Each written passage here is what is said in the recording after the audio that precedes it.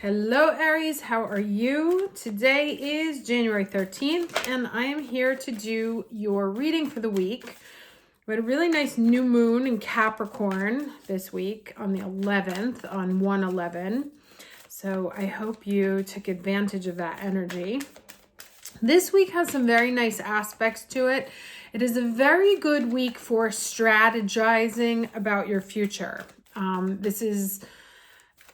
This is the last week that we're in Capricorn season, and Capricorn is all about planning your way to the top, right? How you're going to get to the top of the mountain.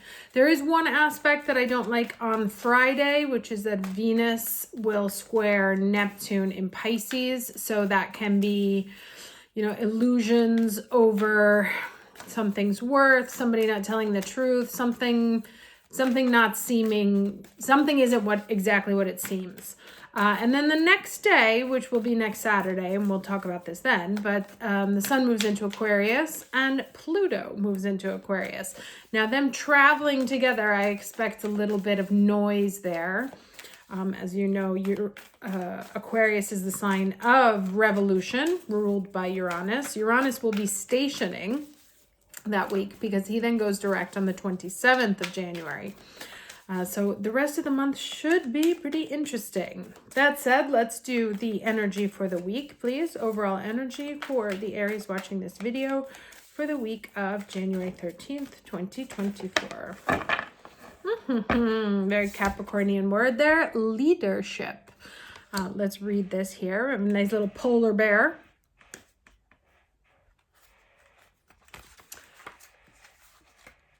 Okay, what do we have here? North Star. So it says, just as the North Star is a beacon for travelers in the dark of the night, you are a beacon for others. It's time to step into the light and take your leadership role. You are a teacher, steward, guardian, and healer, a true leader. Own these gifts, come into the light, don't hold back. Let the world see your light. The greatest leaders are those who know how to serve and act as stepping stones for others to reach their dreams. If you've been hiding in the background, it's time to break out and become the light for others. Through this, your star shines brighter. Now, especially because we've had Mercury in Sagittarius, retrograding into Sagittarius. On the 11th, he was at the galactic center. And it should have brought you some kind of information about potentially, and with Venus and Sagittarius there also, about something that you could publish, a class you could take, a class you could teach, how you can become a wise elder to others, even if you are very young, how you can use your experience to guide, lead, help others, also level up in their own lives. So the energy is really supporting anyone who has wanted to start teaching or who wants to be a counselor, be a coach. The energy is very much behind that right now. Now let's get the challenge energy, please, for the week of January 13th, 2024. Okay, what do we have here? Compromise, the Six of Pentacles. Now, the Six of Pentacles in the traditional tarot is one who gives and one who receives. Now, you may be struggling with how to be a leader in your relationships without taking them off balance. And I know that sounds... I wonder if that's why I read it. So I'm going to tell you a little story about something I saw on a site that I used today. But there was so I'm Gen X. We have a set of rules on how to behave in the office, which are not necessarily correct or whatever, but they are what I'm used to seeing. So I belong to this female women in tech website where a lot of women will come and ask for advice. And one of the girls, who's I think a younger millennial, maybe elder Gen Z, was like, I'm interviewing for jobs. I want to ask the CEO for his references, right? Now, we're used to companies asking for us to provide references that we're good, but she wanted to go in and ask him for his references. Now, my Gen X eyes fell out of my head, and I was like, oh my God, that is career suicide. For a couple of reasons. Also because I know, having studied now neuroscience of how behaviors are formed and how the human brain thinks and what throws it into shock and fear, et cetera, for if you're in a situation where someone is there's an accepted power dynamic of a subordinate and someone who's higher up, if the subordinate challenges that person's position by trying to usurp the power, then it can throw the other person onto the defensive. Now, this is a physiological reaction, right? And so I'm very curious.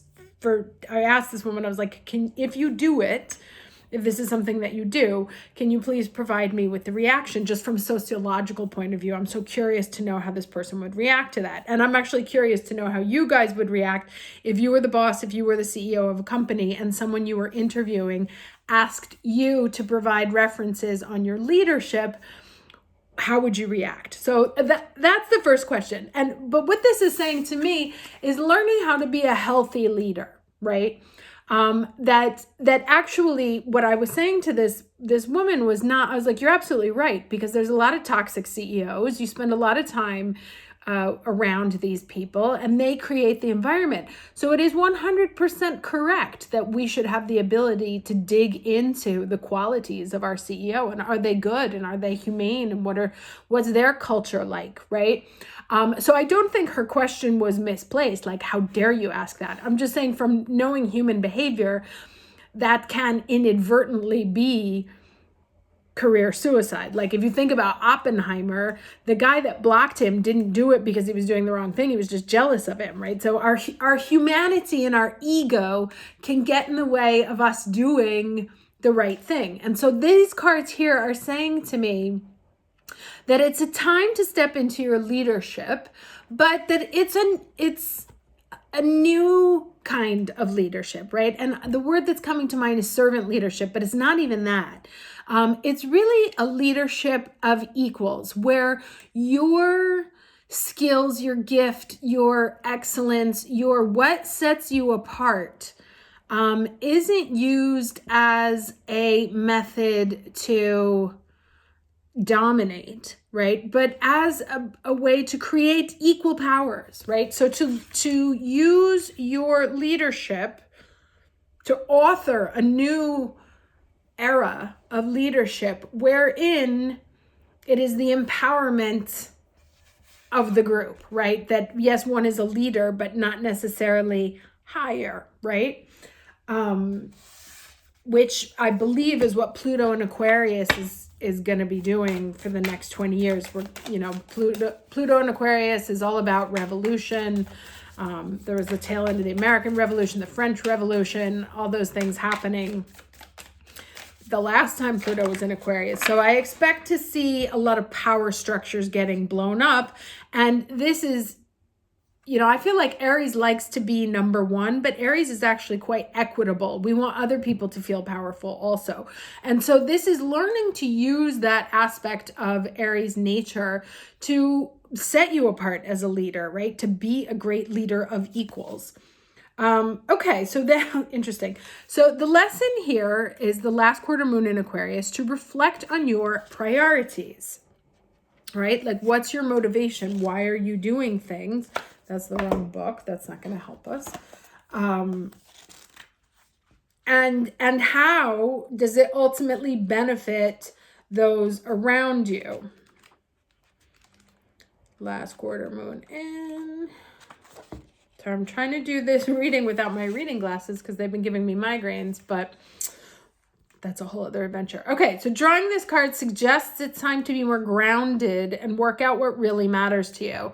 And remember, I said this week, the transits this week are very good for strategic thinking, strategic planning, imagining a future, imagining a path to the top of whatever mountain you are trying to climb.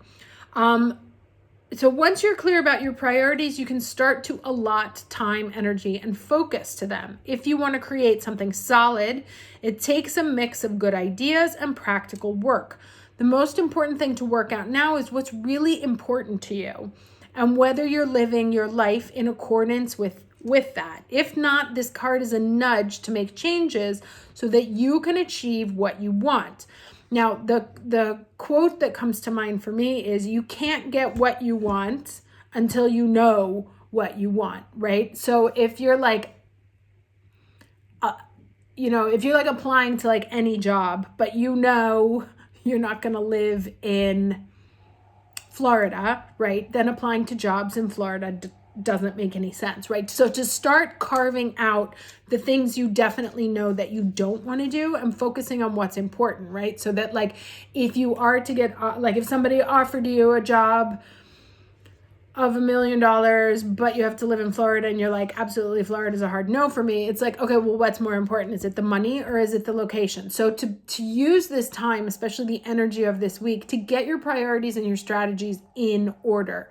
What is most important to me? What am I willing to say no to? What am I willing to be flexible on? Like, what are my deal breakers moving forward? So the manifestation. All right, this one says, this is an interesting affirmation. I don't need anything, but some things I want, right? And that's an important difference to understand, is what you need and what you want. And again, where you're willing to, interesting duo there, where you are willing to be flexible.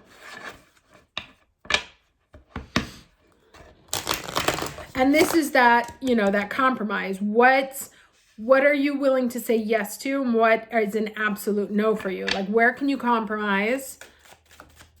Where will you not compromise?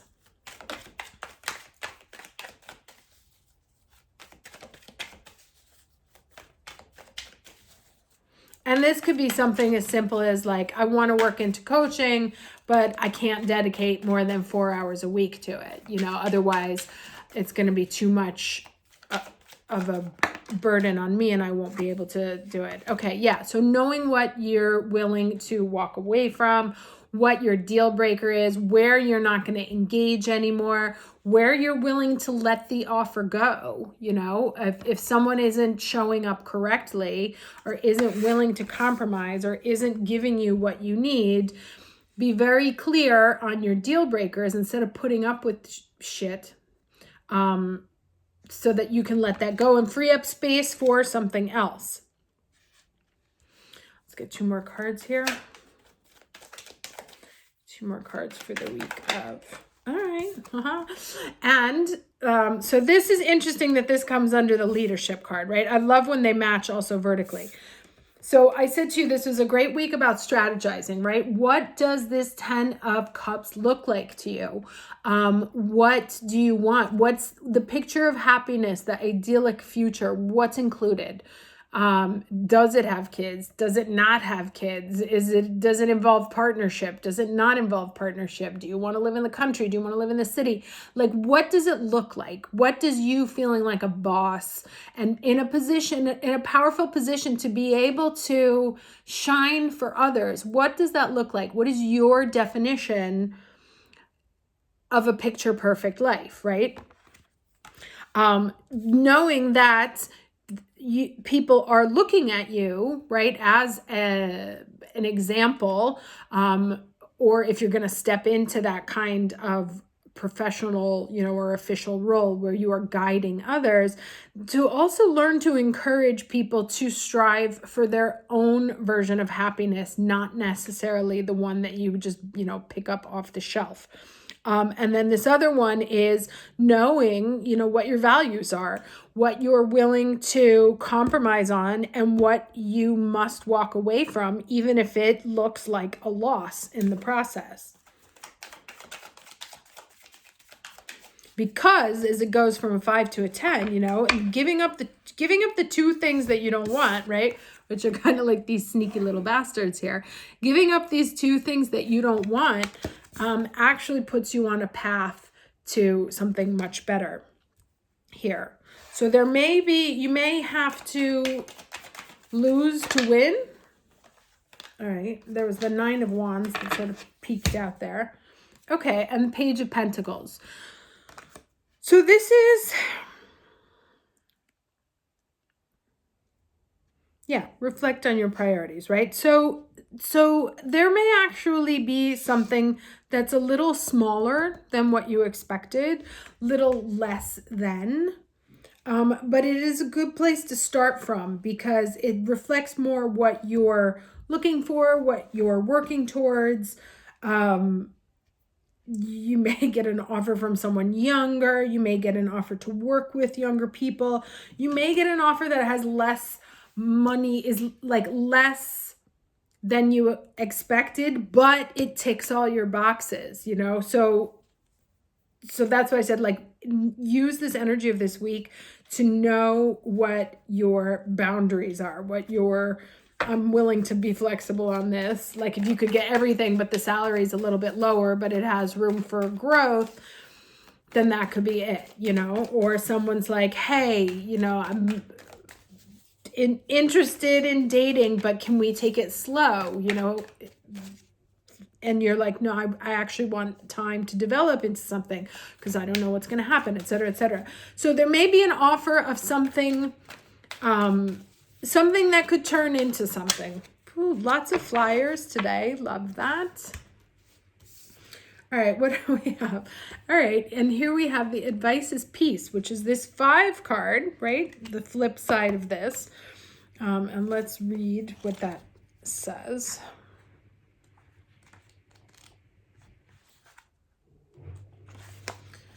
Okay, so it doesn't get any better than this. A quiet mind, a heart fulfilled, freedom from want, and the soul's satisfaction. That's interesting because it's the second time that these cards talk about needing and wanting, right? And knowing, being able to know the difference. What do you need and what do you want, right? And where do the two diverge? The way to peace is through radical acceptance. Everything in your world is exactly as it should be. Harmony is beautiful. Enjoy it. Now, if you are inquiring about a relationship, the advice is when 2 people are in true alignment with one another, they have an innate harmony between them. They are as 2 perfectly tuned instruments playing together. Sometimes it's impossible to tell who is who. Peace is yours and it's to be savored. If you are thinking about more like money and career, the message is this is one of those times when you're capable of clear vision about your work and how you create your prosperity. Whatever you're doing, keep doing it. You're called by a presence to step into your power. And this is the 3rd time we've sort of heard that message. Just being is enough, for you are in peaceful harmony with spirit and it shows in your work. Okay. So interesting message here. Definitely talking about, like, there's a lot of walk the talk. There's a lot of understanding the difference between what you need and what you want, right? Where you can be flexible, where you can compromise, and what you're willing to walk away from. And like I said, the energy is really favoring strategizing, understanding this, because when all of the planets go direct, which will be after the 27th of January, that is a big, and it lasts for kind of a long time. We have a Mercury retrograde in between, but I think up until May, most of the planets stay direct. So that's the time when things like kind of rush forward, right? And you want to be armed with not even your manifestation list, because I feel like last year we had like, this is what I want. And then Saturn went back and forward and was like, okay, no, actually you don't want that.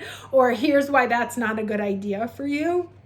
And so you had, after that revision, you were like, okay, fine. This is a new thing I want to do. I definitely know that I am not willing to compromise on this. I definitely know I need to be a part of a different kind of leadership, right? There's a new generation in leadership, and I want to be one of the people who teaches that. Like this girl, you know, that wrote on the board, right? Can I ask my CEO for referrals? Historically, no. But are you the kind of boss that would allow an employee to ask you to prove yourself? Because that's where, with this Pluto and Aquarius, that's where things are moving.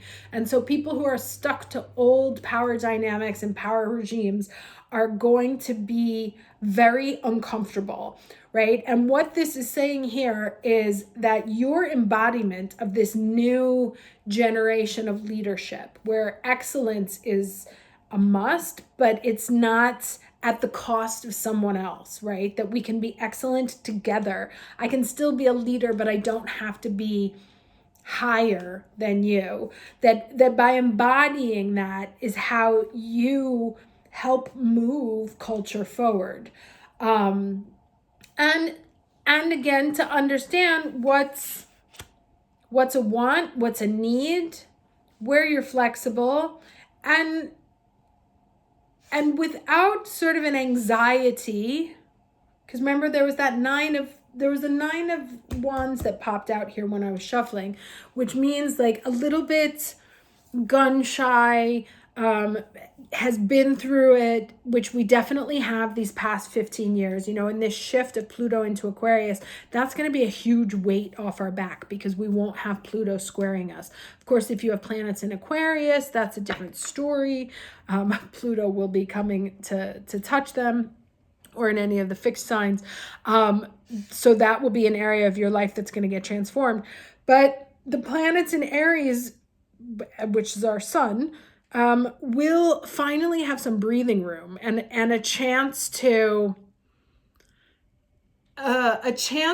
shine without constantly getting like waterlogged from Pluto's surprises.